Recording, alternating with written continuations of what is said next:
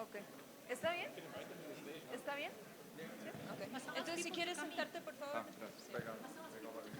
Yes, please. Who are the comments? Achmad, Shankar, Deyvid, and SungHee. So if we can please call the comrades SungHee, Deyvid, Shankar, and Achmad, please, to the stage. We'll get the session started.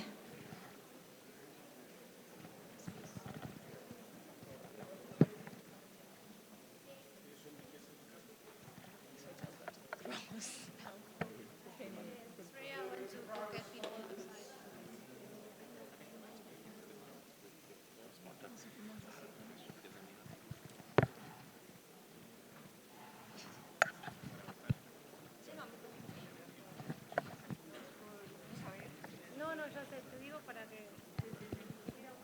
Pero está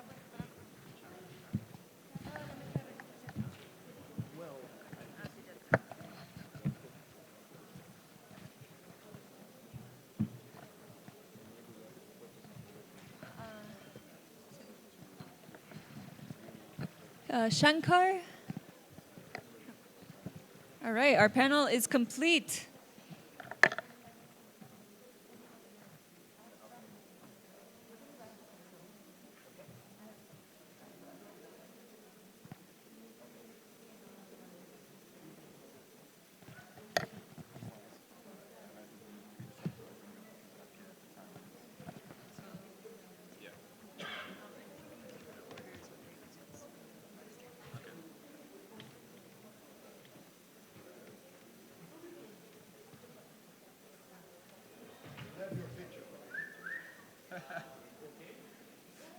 Oh, that's a whoops. It could be worse. Well, we are married, so it's okay.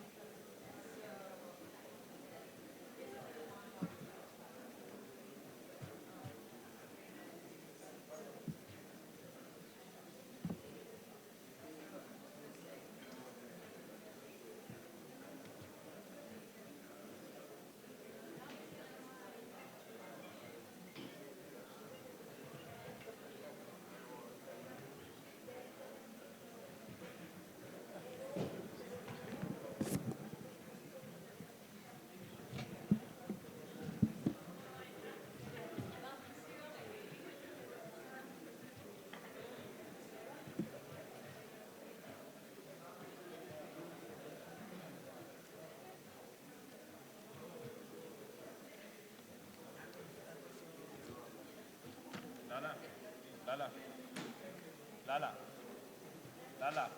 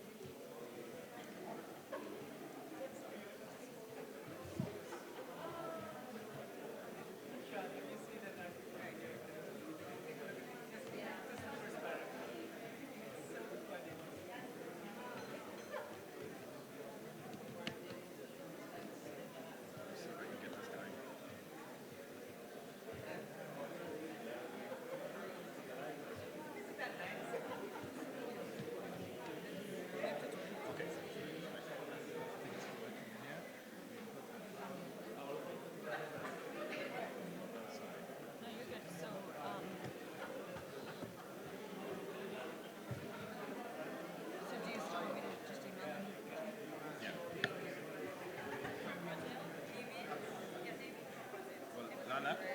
Lala, because the network is slow, maybe when it comes to that, we'll use your computer, because the network seems to be super slow. I'll just take the thing from you. Yeah.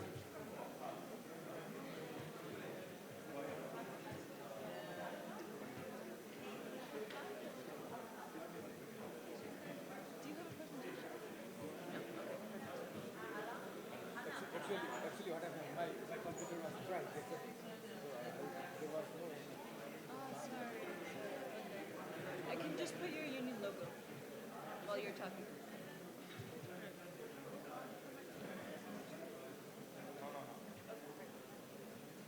And I've got yours.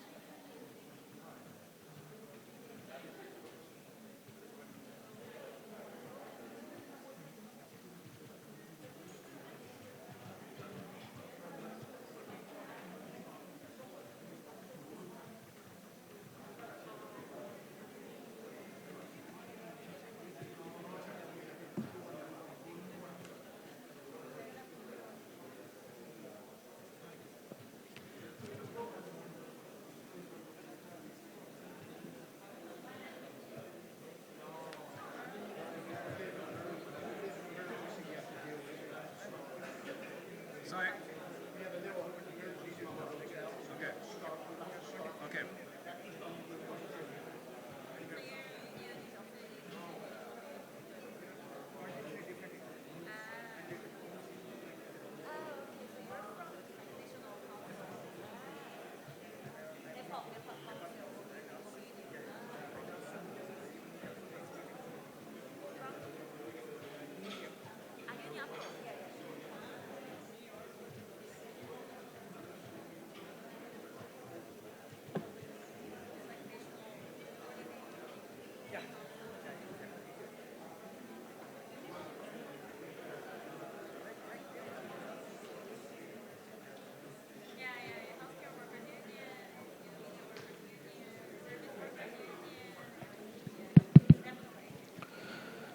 Okay, comrades, can we find our seats? We'll start in the next 30 seconds or so.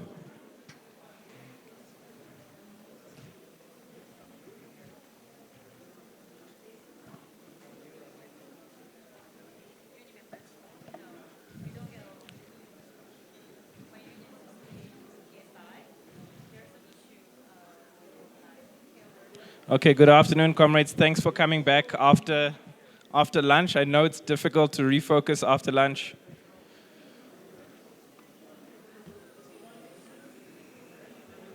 Let's find our seats.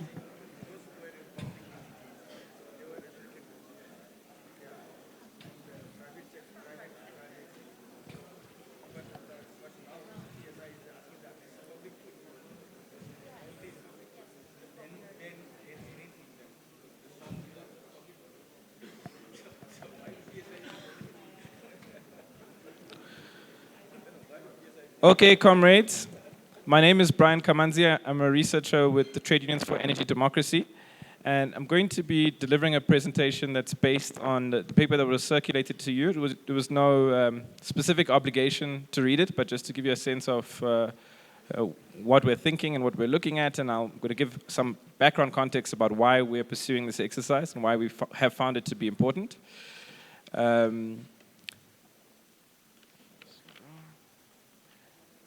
Essentially, Sean has been doing this a lot longer than I have.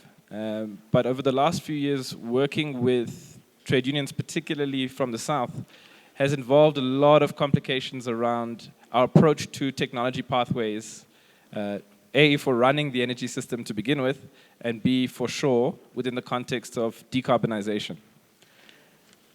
You often find situations where different parts of the social movement, parts of the left, have technology preferences for how they believe decarbonization should unfold. And in trying to think about how we develop a public pathway, we're really concerned here about process and about systems and about frameworks. So this intervention here is really to try and introduce some language. We're testing some language here with you, comrades. If it's not useful to the trade union movement, then it has no legs. But to try and make a practical input here about how we might be able to resolve some of these tensions in a constructive fashion. Genuine tensions that exist within our movement, but also within the political, economic, and technical constraints of the transition. Now, we know that the global south faces the challenge of energy poverty, climate vulnerability, and yet international energy policies continue to reinforce these inequalities through market-driven frameworks that prioritize the benefits of private capital over. We know that, for example, less than 6% of funding for renewable energy finds its way to Africa, which is home to two out of every 3 people without access to electricity in the world.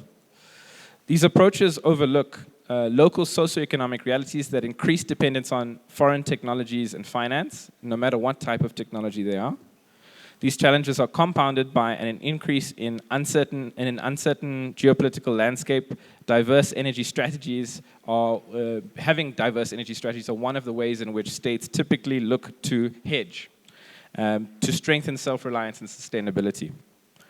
The adoption of the principle of technological pluralism could open up a pathway to focus internal debate around technology pathways and place a much-needed emphasis on the process required to resolve contradictions and to develop locally tailored energy solutions that promote resilience, energy sovereignty, and public ownership. That is to say, some countries may have more hydro resources than others. Some countries may have more available land than others. Some countries have entrenched supply chains for fossil fuel-based industries that you cannot wish away tomorrow. And those are worthy of real considered discussion, particularly in the context in which we find ourselves today.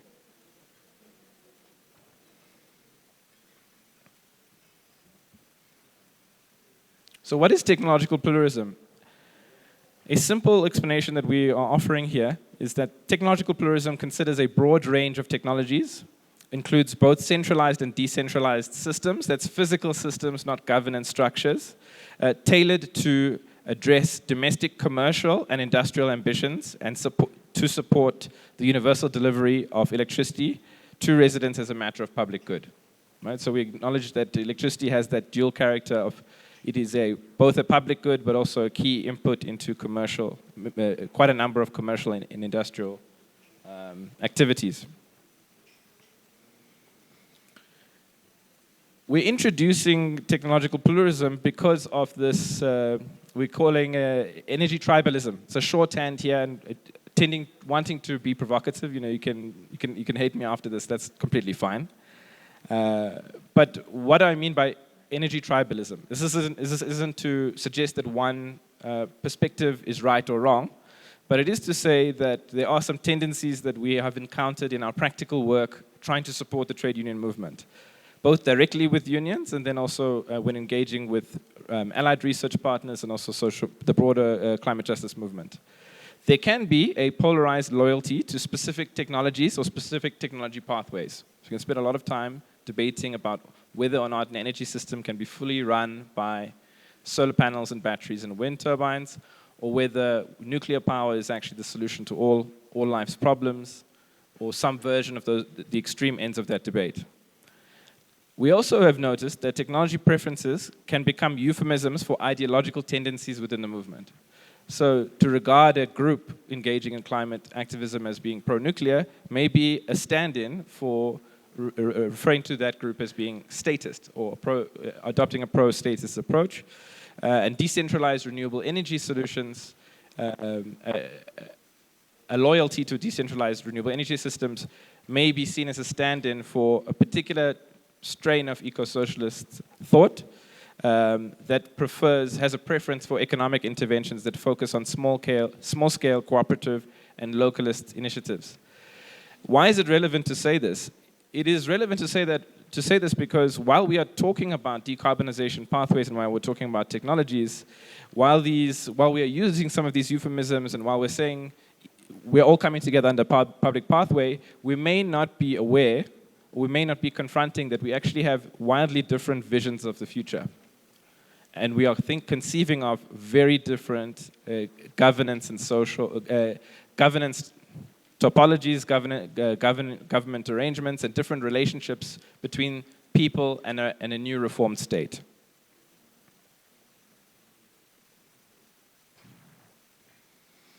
Now is the time of difficult choices. We heard Comrade Assad the other day reference Gramsci and morbid symptoms. Across the global south, energy systems faced significant challenges due to the entrenched inequalities I spoke about earlier, including disparities in existing infrastructure, uneven resource availability, and diverse socioeconomic conditions within local populations. The ability for residents to pay for their electricity, even within, we may have the World Bank and the IMF may have promoted a one-size-fits-all solution around how tariffs were to be structured, but the reality is that even within this room, there's quite a diversity of the socioeconomic makeup of our countries, different abilities to pay, even within the neoliberal framework. We have different grid structures, the pre-existing conditions of our physical infrastructure is different, varies greatly from country to country, and it doesn't necessarily map onto how big or small your country is. Against the backdrops of some of these constraints, we have the underwhelming financial commitments from global north states, which has been raised a few times in this meeting to support the energy transition. And that has also been accompanied by a significant growth of renewables in the global energy mix, at least in terms of capacity, not necessarily in terms of the total energy output. Difficult choices are currently being made about how to handle the closure of existing fossil fuel-based infrastructure as a consequence of this dual result. Right? We see that there's a declining cost in renewable energy services. There's a high capital cost associated with these technologies. It's difficult to raise investments, and the global north is not coming to the party with their share of the commitment. So what do you do if you are a global south country with significant fossil fuel assets? We're in Mexico, here's one. What do you do if you want to implement a public pathway? Sorry.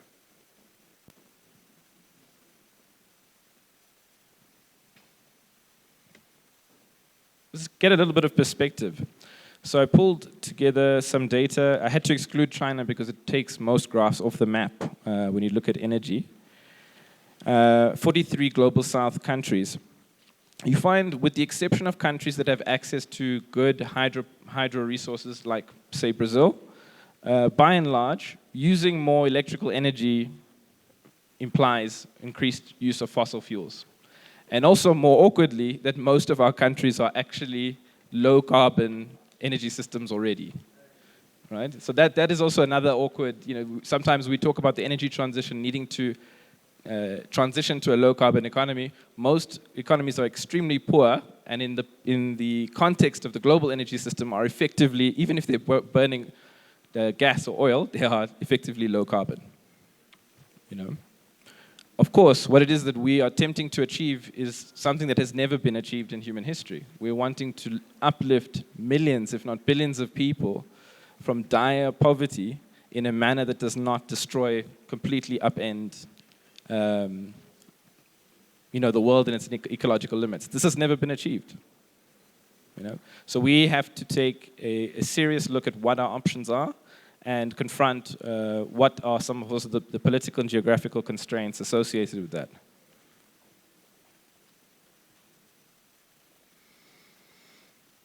The dire context for energy planning, and planning is a key part of a public pathway. The dire context of the planning environment in the South should contend with the reality that climate finance commitments may continue to be poor, particularly in the short to medium term. Southern states that rely on fossil fuel industries must contend with the infrastructure they have. There is no short-term prospect of a full system overhaul. I'd be very happy to be challenged on that.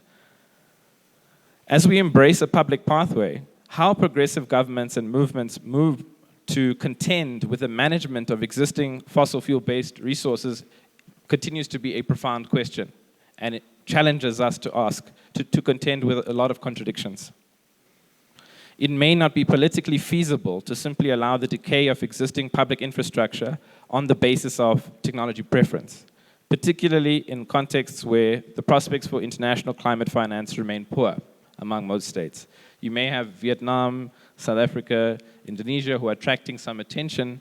Even though the JETPs are minuscule in what's actually needed, they are also clearly in a different situation to many other countries who haven't even been offered those sums.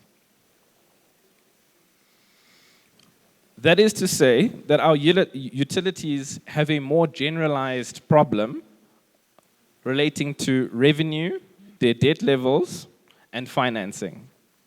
So our challenge is not only a climate finance question about how do you fund public renewables, it is a more generalized question about how do we fund our energy system as a whole.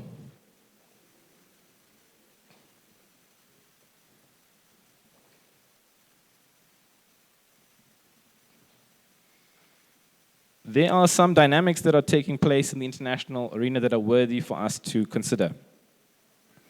Over the past 2 decades, the European coal phase down has relied significantly on a blend between the use of LNG gas and solar, wind, and battery storage technologies. The war, in the Russia-Ukraine war from 2021-2022 onwards, disrupted economically favorable conditions with the gas supply from Russia to Europe, forcing the EU to consider a number of mitigation measures ranging from technology interventions to wean themselves off dependency from gas altogether, but also to diversify their supply sources of gas into Africa. It also involved the introduction of temporary social protections, and I'll come to why some of that is very relevant for us to talk about in a technology discussion. The crisis accelerated the patterns of behavior with existing multinationals from Europe that were already looking to diversify their gas supplies particularly into Africa, Angola, Senegal, Mozambique. There were also additional pressure that was applied to reduce the volumes of gas that was being used. You could often saw that in economic programs that were looking to reduce inflation. The United States had a similar program when they say Inflation Reduction Act. That was also part of the logic. You install more wind and solar, you reduce the amounts of the volumes of fuel that you require, and in a global economic environment where fossil fuel prices are highly volatile, if you reduce the fuel volumes you use, it has a deflationary impact on the economy. That's the basic idea. It also resulted in a renewed interest within Europe in nuclear power. Not only in Europe, I'll discuss on some other countries where the interest was peaked, and some exploratory investments in green hydrogen. And there's some comrades in the room who've written about the implications of that in North Africa and other places.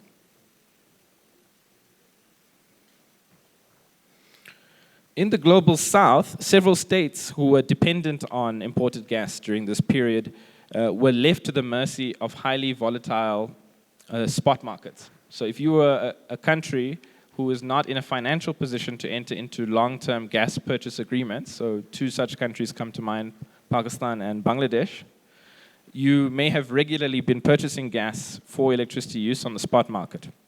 So when the prices became volatile, it means that you had a significant financial problem. So in the case of these 2 countries, Pakistan and Bangladesh, not only did they have a financial problem, but we also saw that several purchasers of located energy companies located in Europe were able to redirect ships en route to Pakistan and Bangladesh through higher financial power. They're willing to pay a higher price for the same gas on the spot market. What did this result in? Higher cost of living in these countries, increased risk of blackout, reduced reliability, among other things.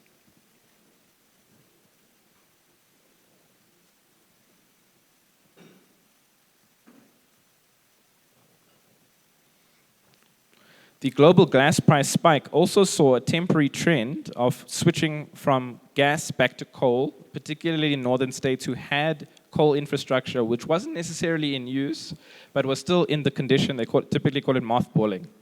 The plant is still in a condition that it can be turned on and staffed. Germany is one such case. In 2022, Chancellor Olaf Scholz visited Niger, Senegal, and South Africa. There was a high-profile engagement on energy security. He was looking at building relationships towards a future gas strategy. Of course, gas is very important for Germany, but also for the short term, securing coal supply from South Africa. Domestically, South African coal miners were reporting as much as a 720% increase in coal exports to Europe, as dramatic images in the media flooded the South African media of trucks queuing to Richards Bay Port. Here's one such image. Have a look. Oh, sorry. Germany is also one of the international partners for our Just Energy Transition Partnership.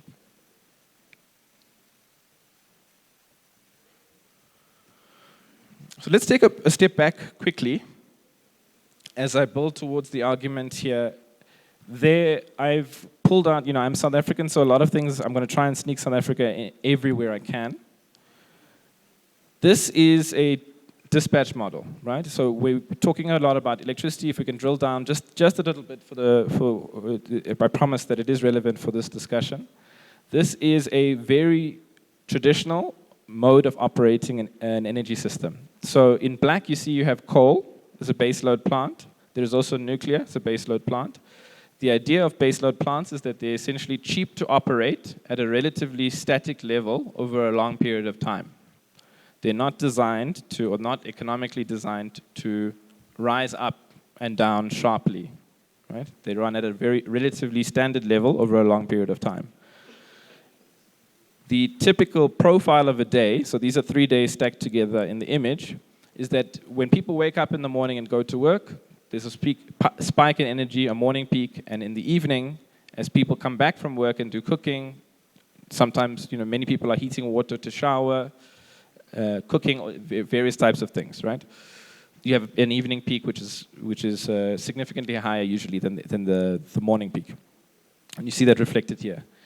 Peaking plants are typically used to meet the difference between the baseload plant and the peaking demand. So that's power plants that can rise to a high level very quickly, but they don't necessarily need to have the capacity to run throughout the day.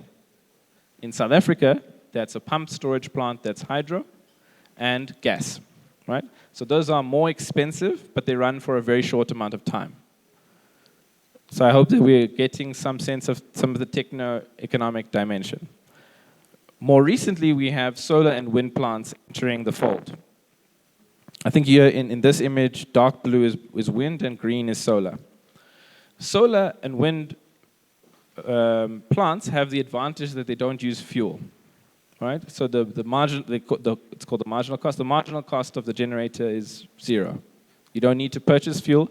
It's a great, in this system, it's a great introduction to reduce the amount of fuels that you use, particularly in our case diesel, we use gas.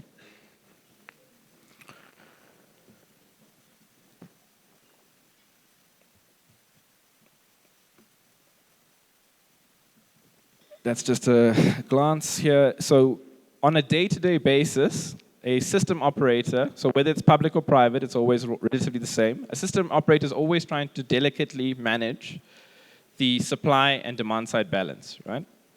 Now, I used to work for a private wind company in South Africa, and I can tell you that we were not able to predict, we had 5 plants, we were not able to predict how much power we were going to generate in a given hour, 24 hours in advance. We were only able to get, let's say, within 40% of that right value, about 80% of the time. So most of the time we had no idea. We had a very good idea about how much total energy in the day we would produce, but every hour we weren't quite sure, because wind patterns are quite erratic, right? So the new introduction of weather-based resources imposes some challenges, right? You need to have other types of complementary resources, and there's many different types of resources and solutions that can quickly respond to fluctuations in weather. That's the only point I want to make about that at this moment. Just to say that the new entry of weather-based resources has imposed challenges that is changing the philosophical outlook of how operators balance the system. And it is a philosophical outlook because there's many ways that one can do it.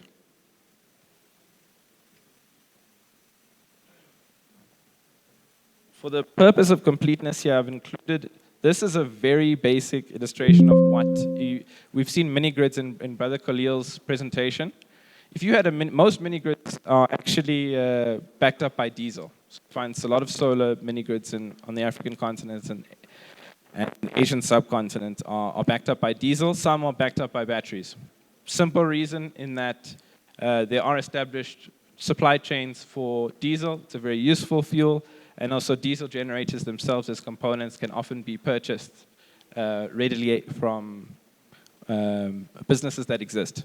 Batteries may have a high upfront cost, and you might not have the technical expertise in particular villages to fix them, and you might not have spares for batteries.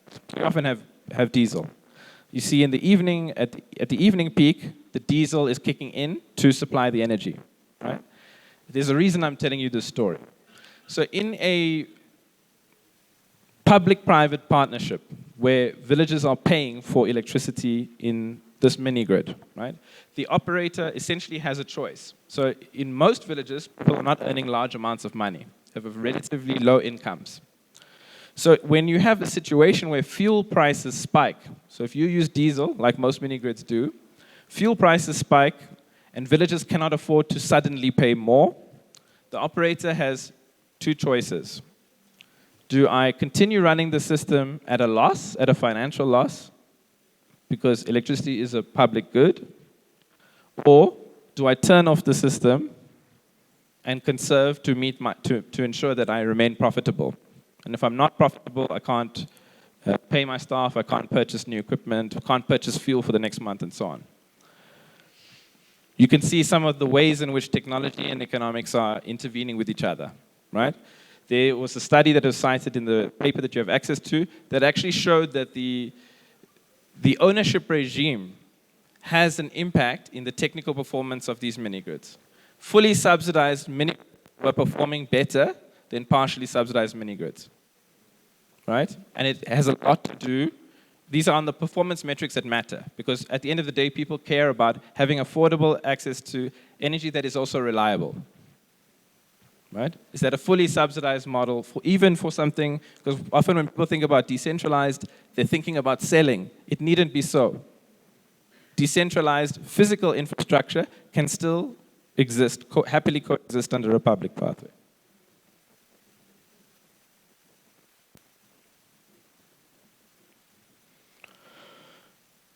I want to take a bit of time to separate this notion about cost and prices. Just by quick show of hands, who has ever been in a workshop and heard this statement? A high wind and solar pathway is the least cost energy mix for my country. Have you ever heard something similar to that? Raise your hand. Heard this phrase in a workshop on the energy transition, least cost. Yeah. So a least cost.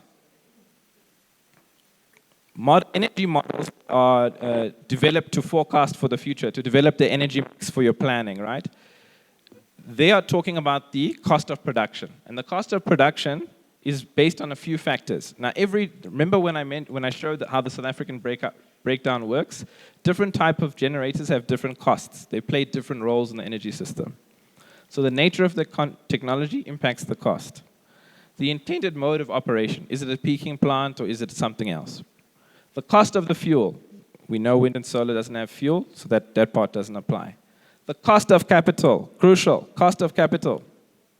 The cost of capital for different technologies is different because there are different investor, especially in a privatized system, there are different investor attitudes to different technologies, right? There are also different financial risk profiles. A nuclear plant very obviously has a different financial risk profile to a small-scale solar plant. And then the cost of operations and maintenance. You may have come across an image like this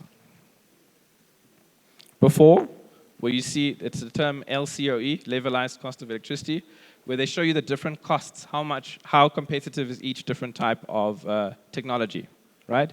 It's always important when you look at something like this to check back in your mind and remember that different types of generators perform different functions. It's not immediate, you do not immediately derive from this that solar is cheaper than coal because of what I said. It depends. It really depends.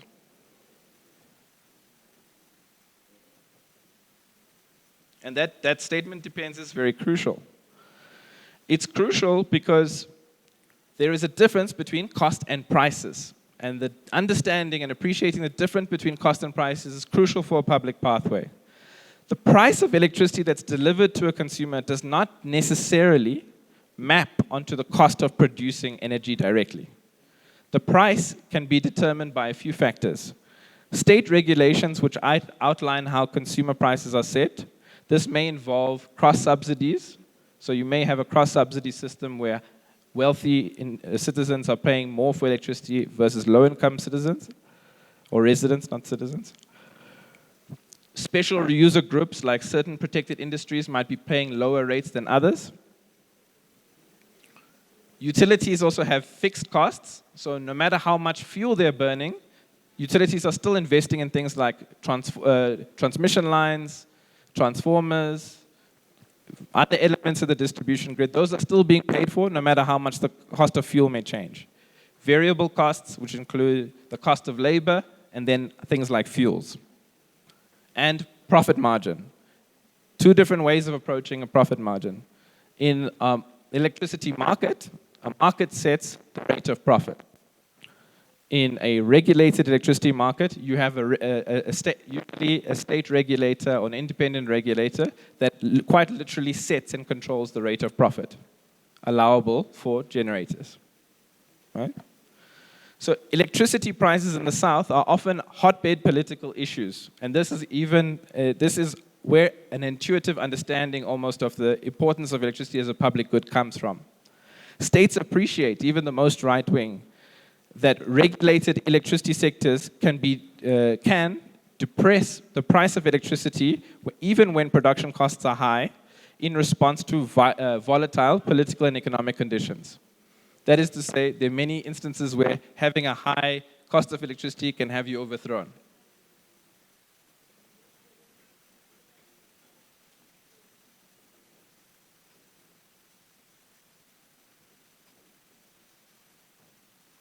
Why do I make this point? We appreciate that electricity tariffs are determined by a blend of direct rates and tax subsidies. Different countries are in different ends of the spectrum on this. That is to say that, especially in regulated sectors, you can shape a tariff by adjusting your domestic tax policy. Right? You can quite a separate matter from how much it actually costs you to produce electricity. So you could have a very high cost of production and a low tariff for your people if you adjust some of the levers that you have at your disposal. We also know that the cost of using different technologies in the South is highly contextual. Zambia is paying quite high prices for solar power compared to South Africa. And there are many non-technical reasons for that. I had given some. And there is a good report that was cited there that you can have a look at. It's called Scaling Solar in Zambia. State industrial policy can also be used to strategically lower the cost of specific technologies because there's other reasons why you may want to develop them. Be it some reasons that are often used, national security, or maybe those technologies have employment profiles that you find to be beneficial. In short, we have levers to influence the cost of production and the setting of prices.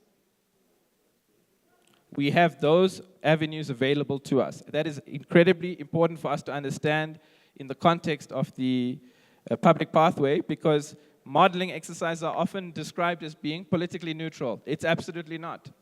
We have levers to shape the outcomes of models. And models themselves and the assumptions that models make are always political. Integrated resource plans. That is a framework that is established. Most countries have them. That's how energy mixes are established. Energy resource plan frameworks are a key application of the principle of technological pluralism.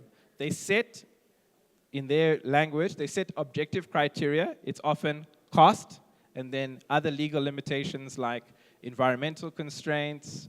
They typically survey investor attitudes, maybe putting out requests for proposals for new types of technologies to get a sense of what the price is. We also see applications of this idea of technological pluralism in assessments like the IPCC report. The International Panel on Climate Change, when they do their assessments, they include a whole range of technologies, right? The input modeling of these, that goes into these, developing of these scenarios for the future, evaluates costs using foundational economic assumptions, which we must interrogate and engage with, right, when we are talking about our technology preferences.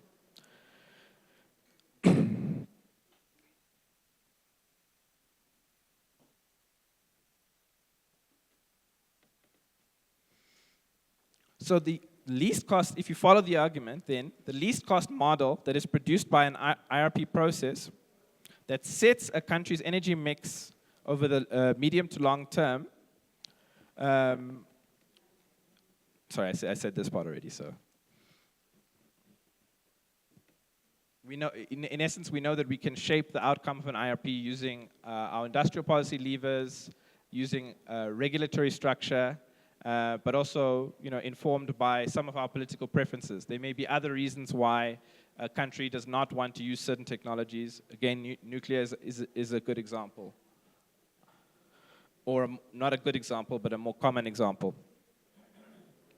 So the debates around in the civil society sphere, and civil society in this case including the labor movement, which focuses on the outcome of least cost modeling exercises from our friends in the research space, ourselves included. When somebody hands you a least cost model and says, look, trade union movement, if we go fully solar and wind, this is the way to go. Just keep in the back of your mind that often the development of least cost models often ignores the complex ways in which electricity sector liberalization impacts the price of electricity. So that is to say, when you communicate to your constituency that wind and solar are the cheapest ways to go for the country, just keep in mind that you need to also respond to how the new regulatory structure of your country will look. That technologies alone will not answer that solution solve that problem for you. It also doesn't respond to the element about how investments are coordinated, right? So simply because a model tells you that certain technologies are cheap, it doesn't necessarily follow, and we are seeing evidence of that, it doesn't necessarily follow that you will be able to raise the investment for these projects.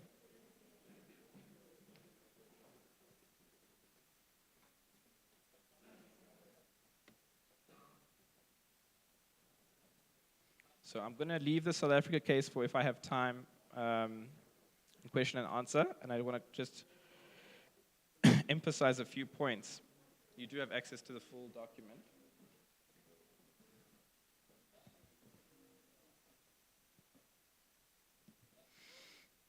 A just energy transition in the global south requires rejecting market-dominated frameworks in favor of publicly oriented policies that promote technological pluralism.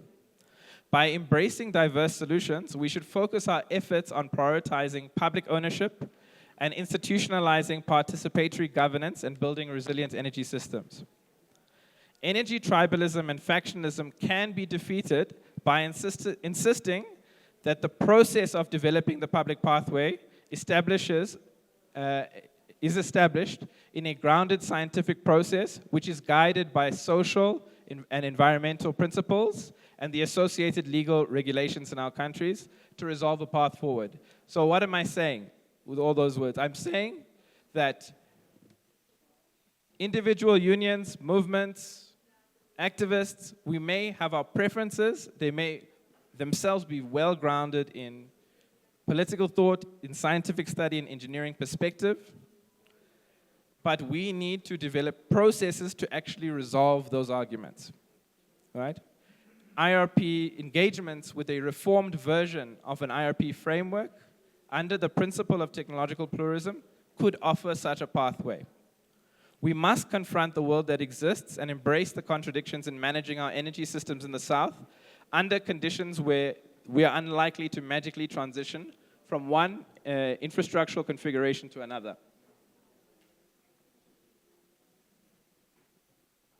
I have a few propositions for you. Launching campaigns that are based on the concept of reclaim and restore that focus on reclaiming ownership and control over our public utilities is key. That means also, unfortunately, taking the good with the bad. If you are in a country that is reliant on gas or coal, it does mean that you are reclaiming some of those gas or coal plants, and that presumably you're not reclaiming them to run them immediately into the ground while you're building the future. Support and expand the implementation of IRP frameworks in state energy planning.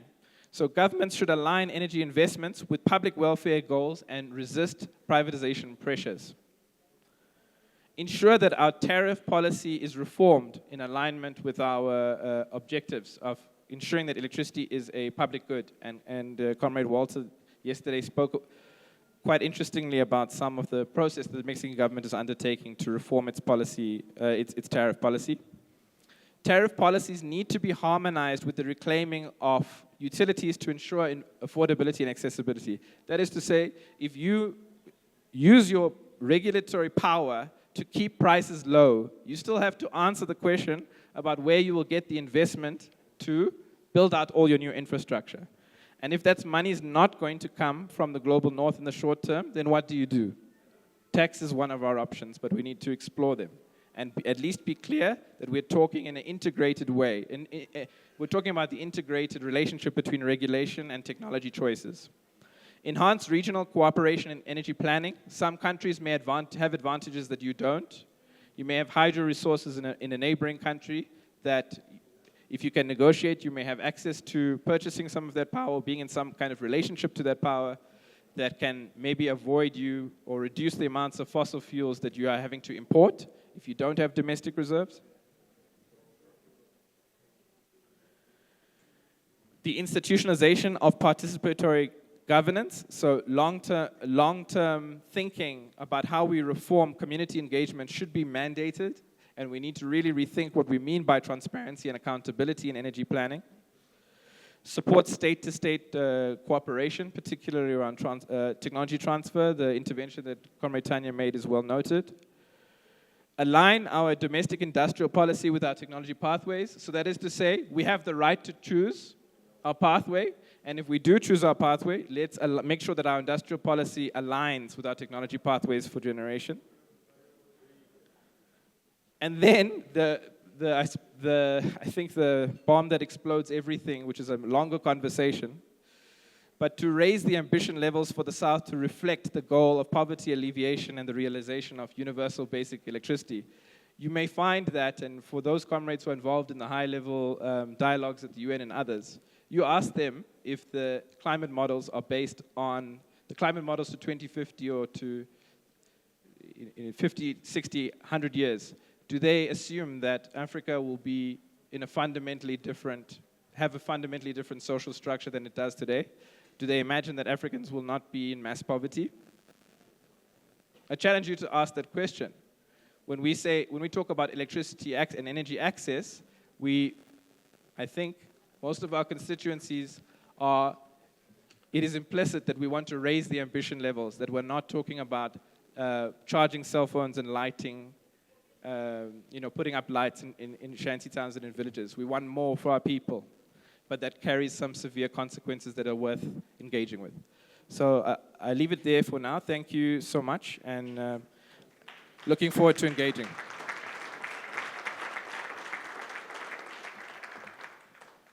So let me get the order right.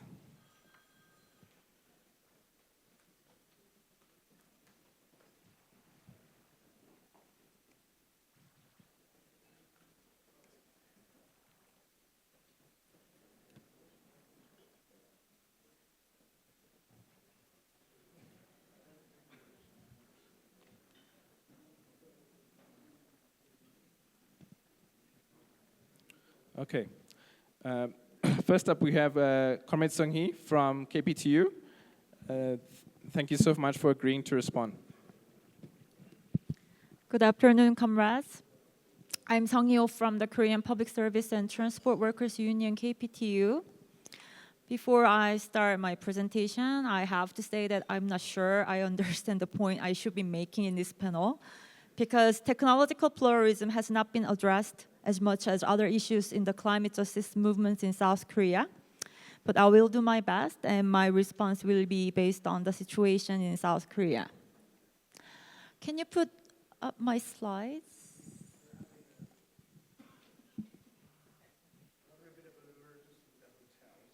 Okay. Well, okay. Okay, so,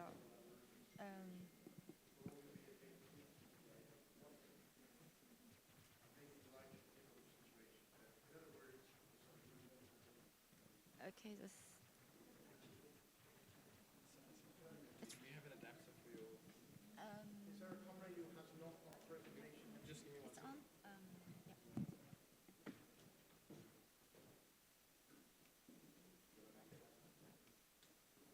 It's on the Google Docs. Is there a camera you doesn't have a presentation? Oh, okay.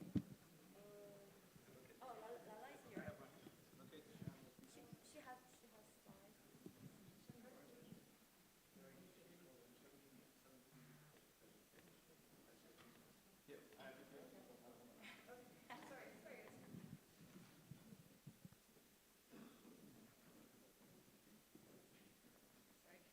I thought Shankar was going next. Can I take this?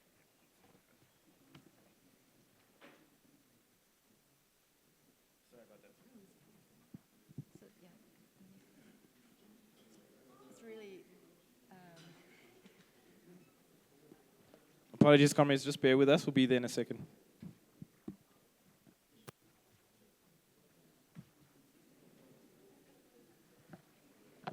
So yeah, let me just go ahead. Yeah. So the South Korean government has announced an ambitious plan to generate over 70% of the country's electricity from carbon-free sources by 2038. This strategy involves a mix of technologies, including ammonia power generation, nuclear power, carbon capture and storage, and renewable energy sources such as solar and wind. By 2030, the government aims to increase carbon-free energy sources to 2.4%, nuclear power to 31.8%, and renewables to 21.6%. By 2038, these targets rise to 5.5% carbon-free sources, 35.6% nuclear, and 32.9% renewables. While the plan is in line with the COP28 commitment to triple renewable energy capacity by 2030, it faces significant challenges. There are 5 key problems with the current approach. Number 1, lack of a clear strategy for renewable energy expansion. The government approach primarily supports private conglomerates through R&D funding, financing, and deregulation. The plan to close 20 public coal-fired power plants by 2030 will result in the loss of around 3,300 jobs without a comprehensive strategy for the transition to renewable energy. This approach appears to be a de facto privatization of the energy sector, potentially allowing private companies to take over power generation. Number 2 is technological uncertainty. The plan relies heavily on unproven technologies. Ammonia power generation is not expected to be commercialized until 2027, and its contribution to emissions reduction is uncertain.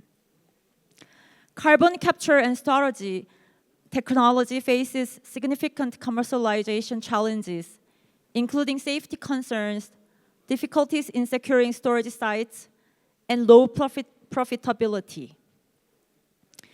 A 2022 study by the Institute for Energy Economics and Financial Analysis found that 73% of global carbon capture projects inject captured carbon into oil wells to extend the operations of the fossil fuel industry, undermining climate goals. Next, please. The second. Yeah. The third, number 3 is privatization of renewable energy. Only 9% of South Korea's electricity comes from renewables, the lowest among OECD countries compared to an average of 34%. More critically, over 90% of solar and wind farms are privately owned, effectively privatizing natural resources such as sunlight and wind.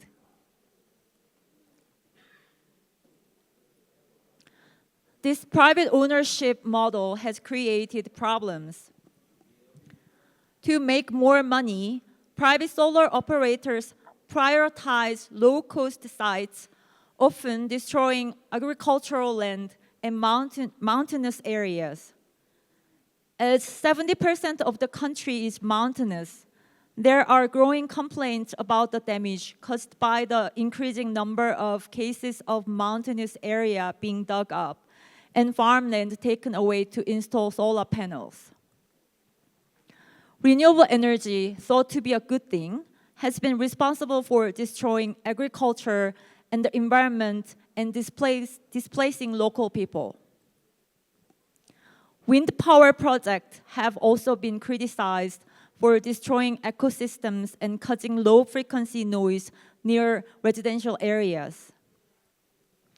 In response, local resistance has emerged, exemplified by the Jeollanam-do, which is located in the southern part of South Korea. The Jeollanam-do coalition against the destruction of agriculture, fisheries, and rural areas by solar and wind power. They do not oppose renewable energy policy, but they demand a more democratic and equitable approach. Next slide, please. Number 4 is infrastructure and grid challenges. Jeju Island's experience highlights significant infrastructure problems for renewable energy. Since declaring itself a carbon-free island in 2012, Jeju Island has increased the amount of renewable energy it produces through solar and wind power plants.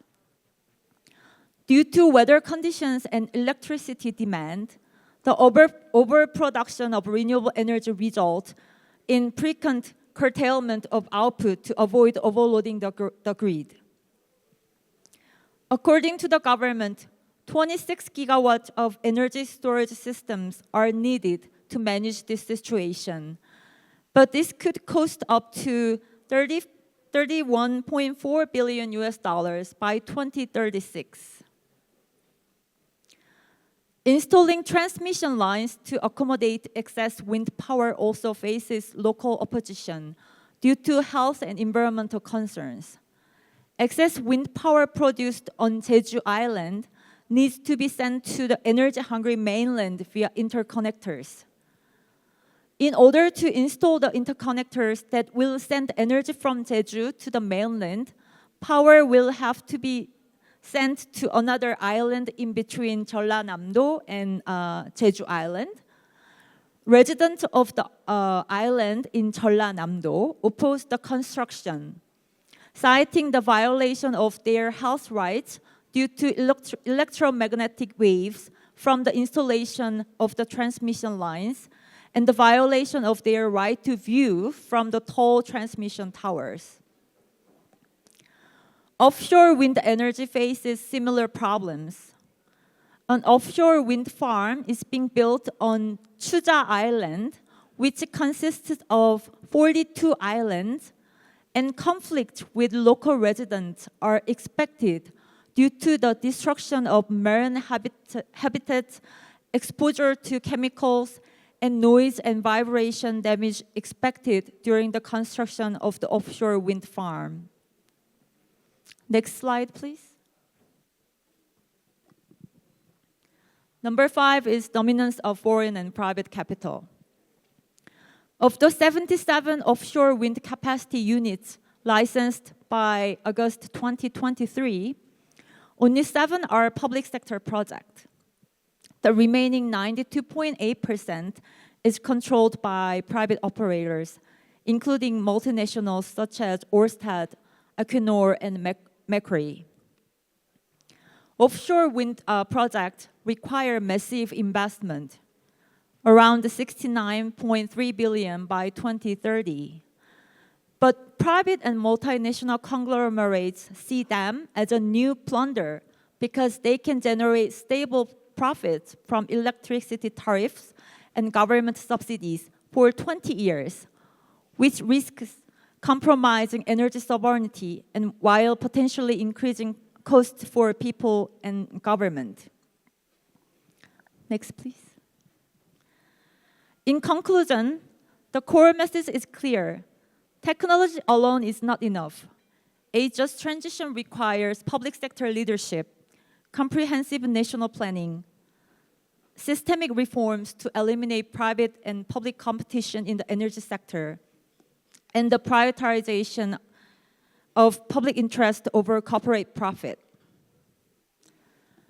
Technology is important, but who will share and pay for the cost of the energy transition is a key issue in the transition that will take place in the future. We need an equitable transition, not a predatory one. If the transition is a process of picking people's pockets to fill the coffers of private companies, the legitimacy of the transition will be undermined. That is why in South Korea, we are calling for the state to take responsibility and expand the renewable energy in a planned and equitable way through the public sector.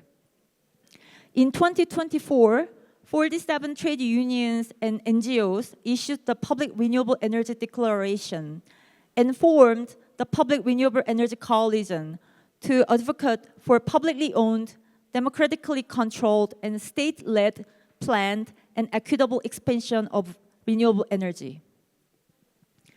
Without addressing issues of privatization, technological uncertainty, and infrastructure constraints, the public risk creating an unsustainable and inequitable energy future. The way forward requires a holistic approach that balances technological innovation, environmental sustainability, and social equity. Thank you.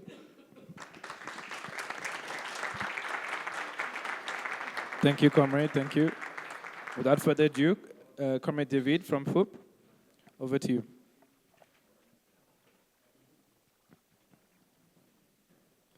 Bem, obrigado, Brian. Em primeiro lugar, quero aqui saudar a iniciativa da TUED em estar realizando esse evento, agradecer a Lala pelo convite e saudar essa mesa aqui que estamos com a SungHee, que acabou de falar, o Anam, Shankar e o Brian coordenando essa mesa de debate. Bem, eu sou o Deyvid Bacelar, atualmente estou na coordenação geral da FUP, a Federação Única dos Petroleiros e Petroleiras no Brasil, federação essa que reúne 13 sindicatos dos petroleiros e petroleiras do norte ao sul do nosso país.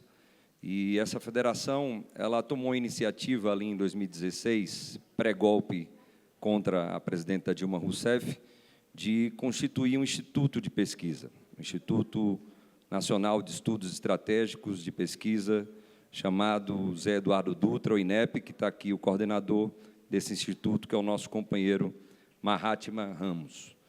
Iniciativa essa que fez toda a diferença para a federação desde então. Nós enfrentamos um golpe de Estado, nós enfrentamos a prisão do presidente Luiz Inácio Lula da Silva, enfrentamos a força da Operação Lava Jato, que destruiu praticamente todas as empresas de engenharia e tecnologia brasileiras, e enfrentamos um governo de um fascista que, felizmente, foi condenado para estar inelegível por 8 anos e não vai disputar as eleições de 2026, porém, ainda com a força muito grande da extrema-direita no Brasil, assim como em vários países do mundo. Fico muito feliz em estar aqui, porque percebo que as nossas dores não são dores apenas brasileiras, não são dores apenas latino-americanas, mas são dores de todos os trabalhadores e trabalhadoras que estão no hemisfério sul do planeta Terra. Nós, a partir da força da federação e junto com a capacidade de pesquisa e de estudo do INEP, conseguimos influenciar um pouco nesse processo feliz de mudança que tivemos na conjuntura nacional brasileira a partir das eleições de 2022, onde elegemos pela 3ª vez o presidente Lula como presidente da República. E ainda ali em período de campanha, nós fomos consultados, junto com outras entidades, para construirmos o capítulo de energia, minha companheira Fabiola, do programa de governo do presidente Luiz Inácio Lula da Silva. Citei a Fabiola, porque, sem dúvida alguma, é a pessoa que mais bem fala sobre o setor elétrico brasileiro hoje no país e que falou aqui na mesa anterior. E ajudamos nesse programa, um programa construído de forma participativa, com a ampla participação dos movimentos sociais, em especial dos movimentos sindicais que fazem parte do setor energético brasileiro e do setorial de energia do Partido dos Trabalhadores e Trabalhadoras. Bem, o programa ele foi aprovado pela população brasileira em sua maioria, uma maioria não muito grande, lembrando aqui foi menos de 2% que nos deu a vitória em segundo turno no processo eleitoral passado, em 2022, e temos tido dificuldades para o cumprimento pleno desse programa de governo, que trata também de rotas tecnológicas para a transição energética brasileira.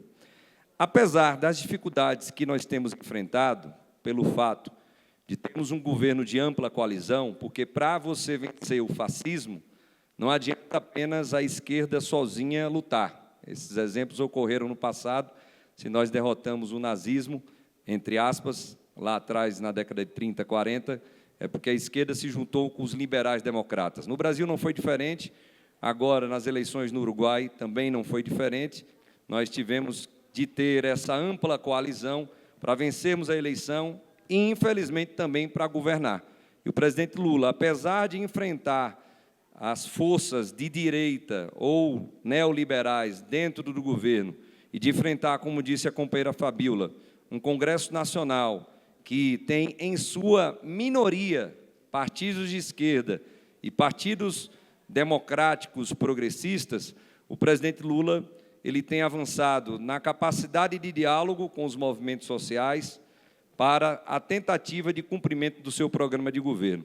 E aqui nós citamos principalmente 2 conselhos que fazem parte hoje da Presidência da República, que é o Conselho de Desenvolvimento Econômico, Social e Sustentável, e também um Conselho de Participação Social, onde ambos, não somente eu faço parte, como coordenador-geral da FUP, mas outros dirigentes sindicais também fazem parte, dando as suas contribuições. E, por conta disso, nós conseguimos ter alguns avanços que são importantes de serem citados, em breve, já citarei rapidamente, mas também temos algumas dificuldades que acreditamos que poderemos ainda avançar em um outro fórum participativo democrático que foi criado pelo governo, que é o Fórum Nacional de Transição Energética, que visa ter uma participação ampla da sociedade brasileira, principalmente a partir dos movimentos sociais.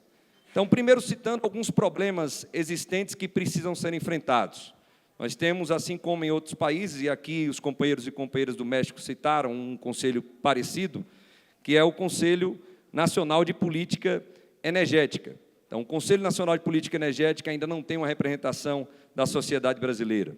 Nós ainda temos o sistema elétrico brasileiro, que tem a sua maior representação, que é a Eletrobras, da onde a Fabiola faz parte, que mesmo com o Estado brasileiro, a União, tendo 43% de suas ações ordinárias, ainda está dominado e controlado pelo capital privado e, por exemplo, não conseguimos ter uma política que leva luz para todos, energia para todos e todas, como fez no primeiro mandato do presidente Lula, porque hoje o capital privado não permite isso.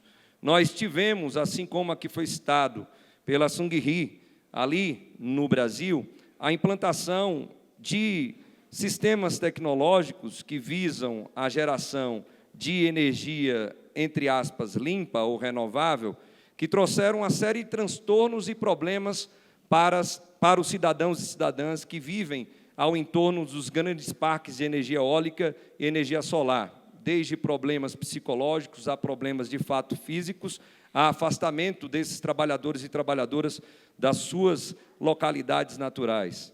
Nós, apesar de termos 76%, olha só o número, 76% dos gases de efeito estufa gerados por desmatamento, queimadas e pelo mau uso da terra, estamos falando aqui do agro, nós ainda não temos um enfrentamento direto a isso. Temos, sim, infelizmente, políticas ainda do norte global tentando influenciar nas políticas que estamos implementando na transição energética. Ainda temos uma pobreza energética nos rincões, principalmente do norte e do nordeste do país, onde, assim como em países da África, temos pessoas cozinhando a lenha, se alimentando ainda com um combustível tão ainda, entre aspas, né, primitivo, que não deveria ser mais utilizado. Ainda temos, no Brasil, uma indefinição sobre a exploração da margem equatorial brasileira. Todos e todas aqui devem estar acompanhando esse debate que ocorre no Brasil, onde a margem equatorial, que é hoje a maior reserva petrolífera descoberta nos últimos 20 anos, não está podendo nem ter o seu poço pioneiro ali perfurado para identificar se há petróleo ou não, como já há em Suriname e Guiana Francesa, porque o órgão ambiental não permite. Com quais interesses o órgão ambiental não permite, ainda estamos querendo entender. Porque esses mais de 30 bilhões de barris de petróleo, eles poderiam, sim, servir para o financiamento da transição energética justa, principalmente no norte e nordeste do Brasil, que tem os piores índices de desenvolvimento humano do país. Poderíamos estar fazendo isso de forma dialogada com as comunidades quilombolas, indígenas, ribeirinhas. Poderíamos estar investindo recursos em pesquisa e desenvolvimento de novas tecnologias nas universidades, também do norte e nordeste do país, e manter a floresta amazônica em pé. Mas não estamos fazendo isso. Quem sabe, esperando um novo governo de direita lá na frente e vir, como disse o Fernando, para petrolíferas do norte global estarem se aproveitando disso, como já se aproveitam ali em Suriname e na Guiana Francesa. Nós faltamos ainda ter a transferência de tecnologia garantida para o Brasil. Falamos aqui que o país, a nossa companheira Fabíola citou esse número, tem 86% de sua matriz elétrica, entre aspas, limpa ou renovável. Tem 47% da sua matriz energética como um todo, entre aspas, limpa e renovável. Mas onde está essa tecnologia? Na Alemanha, na China, com grandes indústrias, gerando emprego, gerando renda nesses países e não no Brasil. No Brasil, no máximo, fica ali os trabalhadores e trabalhadoras para montarem esses equipamentos e darem manutenção a esses equipamentos, e aqui, como dissemos, esses grandes parques trazendo transtornos às comunidades que são diretamente impactadas. E justamente por conta disso, a classe trabalhadora brasileira, quando a gente fala de transição energética, envolvendo seja a rota tecnológica qual for, nós temos trabalhos em menor quantidade, temos trabalhos em menor qualidade, com menores remunerações e menores benefícios. Mas, para não dizer que falamos apenas dos espinhos, é importante falar um pouco das rosas e do perfume que veio com o governo do presidente Lula, apesar de todas essas dificuldades aqui citadas. Nós tivemos avanços significativos com relação à suspensão de todas as privatizações que estavam em andamento. O presidente Lula, nos primeiros decretos que tem, ele suspende essas privatizações, reabre fábricas que estavam fechadas, a exemplo das fábricas de fertilizantes nitrogenados, retoma investimentos importantes no setor de petróleo e gás e também com relação a energias renováveis e à transição energética. E aqui, caminhando de fato para o final, Brian, não tem como aqui a gente deixar de citar o planejamento estratégico que a Petrobras aprovou no final do ano passado para os anos de 2025 a 2029, onde teremos 113,5 bilhões de dólares a serem investidos em descarbonização das atividades da Petrobras, que hoje já tem o petróleo com a menor pegada de carbono do mundo, descarbonização das suas atividades em refinarias termoelétricas, em terminais e também em unidades de tratamento de gás. Mas não apenas isso, investimentos em biocombustíveis, em biodiesel, em combustíveis do futuro de um modo geral, envolvendo inclusive aqui os combustíveis sintéticos que são feitos a partir do hidrogênio verde. E tudo isso apesar do Brasil ele ter essa matriz energética extremamente limpa ou renovável, como aqui citamos, de mais de 47%. Então, as rotas tecnológicas, elas de fato demonstram que elas precisam observar as características regionais, no caso do Brasil, desse país continental, das regiões que nós temos, e no planeta, obviamente, observando as características que cada país ele tem, e trazendo, de fato, uma transição que seja justa, mas também inclusiva e participativa, ouvindo as populações que são diretamente atingidas, bem como os trabalhadores e trabalhadoras. Em nome da FUP, Lala, quero aqui agradecer pela oportunidade de estar falando aqui durante esses cravados 10 minutos. Muito obrigado. Thank you, Comrade. Thank you. All right, Comrade Shankar. Thank you, comrade.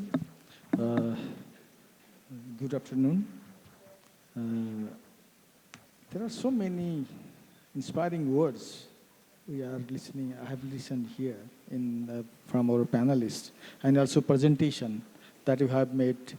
The research, the working paper, it has claimed a lot of things about technological use, how the technological pluralism can be the better tool for just transition.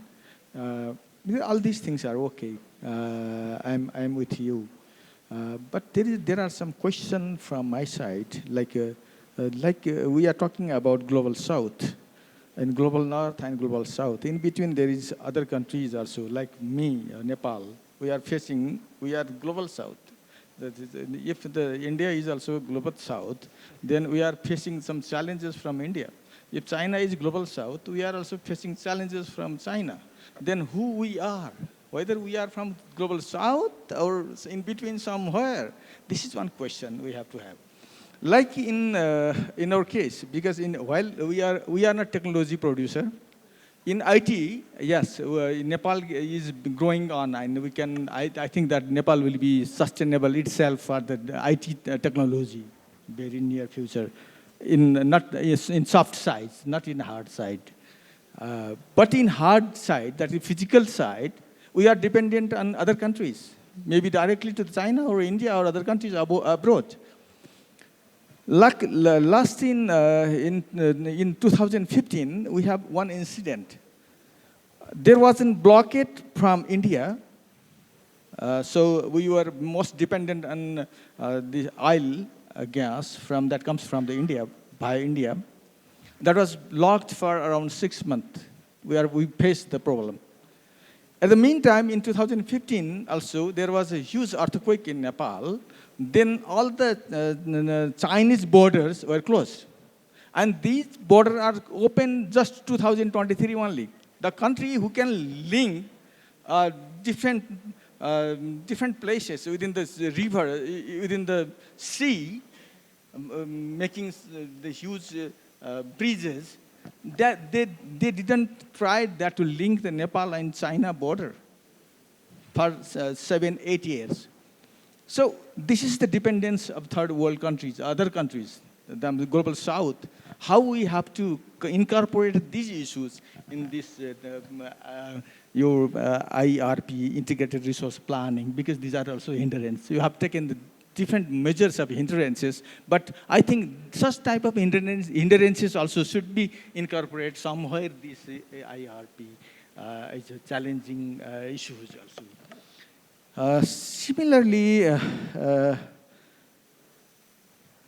Similarly, one other thing is technological advancement is dramatically changing day by day. We are using some technology now, but suddenly there comes a new technology. So the developed country can adopt these things very fastly, but the countries like us who invest a lot of money for the infrastructure development, we cannot change immediately. So the global south countries, some countries like Nepal, how they will adopt such situation, that should be one challenge to us, and I think this should be incorporated in your working paper somewhere from my side. And at the meantime, we have claimed a lot of things from this paper. Yes, it's okay, we have to claim. As a Tibetan movement, I have to say, I have to accept it. We are demanding since long. Since the inception of the Tibetan movement, we are demanding for our betterment. We are demanding and bargaining till now. But till again and again, we are in the same position of demanding. We have our experiences, we have our knowledges, we have our inspirations that we have experienced since long 200 years, and we have to claim something. Now, this IRP could be one claiming from the Tibetan movement, but how to materialize it, how to make it to be listened by the government or the other people, power centers of the country is one of the challenges to us. So how to make it is one of the challenges. So for that, this case, what I have to, in our country, like Nepal, I mentioned, we have the potentiality of around 42,000 megawatt electricity, that to replace all these biogas and other biomass energy resources. And we need the development of hydroelectricity. There is potentiality, and we have to do that one. But if we claim something, we put forward some concern, some terms and conditions, then we may be blamed as a barrier for the development. Till now, the trade union movement itself is being defensive. I think, I'm very sure throughout the world that is the defensive mode, trade union movement. How to make it offensive is one of the challenges. So for this case, we have to give the solution. The intellectuals, I would say experts, and government peoples, politicians, they give the solution. They give the solution till date, and that's the solution was not sufficient for the humanity. Now we have the experience, because we are the people to work on that fields. We have the experience why this is not working. So we have to give the solution. This should be our new type of dimension of thinking, our acting in the new era of trade union movement. So I will think that this is one good point, the starting point for integrated resource planning from the trade union movement through the TUED. We are claiming to the world that this should be the idea of democratizing the energy system throughout the world, and assuring this energy to the local poor people, working peoples. Yes, it's okay, but we have to re-examine ourselves also. We have to do something from the trade union movement, I will say. We have to do something. For me, first I have to organize my family members. Yes, there is a huge number of working people who are not organized. At the meantime, I have to organize my family member, whether they are in favor of, in support of me, my activity or not. We have to think about it, trade union movements. So this is one thing that we have to do probably. Then after only this IRP and like things, what we claim to the society, to the government, we can make happen. Thank you very much.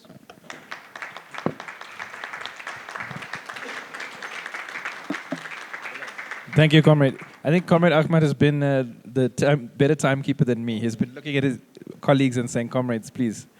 So I think we're ready to hear you now. Thank you so much for agreeing to participate. Unfortunately, because of the technical difficulties, we lost some time.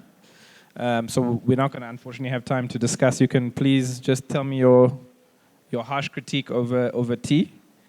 After we hear Comrade Achmad, and then we'll move into and we'll explain how the rest of the program changes for the day after this. Yes. I'm not talking too long. Okay. Hello everyone. With respect, thank you for the opportunity given to us in this great moment. I'm Khoirul Anam from SPPGB. We will try to convey our view on the material we are discussing today. The role of the Union in the selection of new renewable energy technology cannot stop at what technology will be used, but must go deeper to ensure to ensure that the choice can be implemented and realized. This can do done by entering into position, or we have discussion with decision maker. This also shows that our team must understand and have competence in technology and producing energy cleanly and efficient. We have read the working paper that was sent yesterday. We agree with the recommendation submit. We propose several main considerations that need to be included in the option. The first, ensuring that the selection of technology to be used will not eliminate job security for current workers. The second, ensuring that the transfer of knowledge, competence in mastering technology can be done, because at this time technology is still controlled by developing country, or it can be said that developing country are only used at market. In our current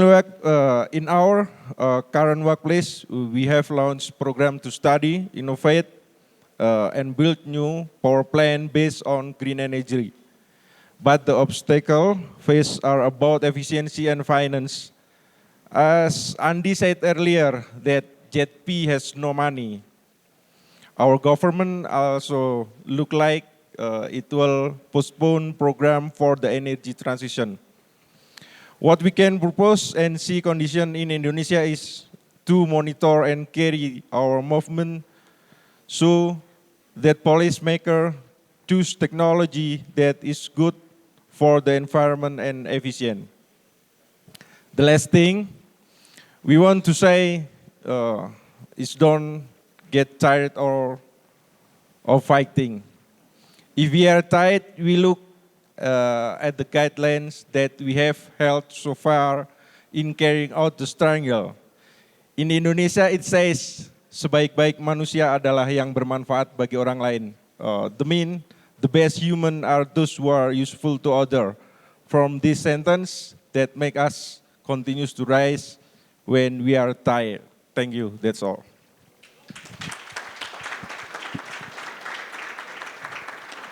Thank you, comrades, for your inputs. We're going to restart with the next session on green industrial policy at the hour. So there's about 19 minutes or so. I'm going to hang around here if you want to discipline me on this side. So we'll see you in about 18 minutes, comrades. Thank you.